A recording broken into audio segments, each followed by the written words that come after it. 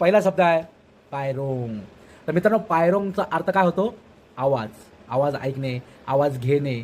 आणि मित्रांनो, मी आता एका शब्दामध्ये टाकतो त्याला. ते बघा, कोकणी भाषेतला शब्द. तर मी काल पुलाजवळ गेला ना, तिथं पायरोंग घेतला ना, तिकडनं कोणतरी दोन माणसं येत होती.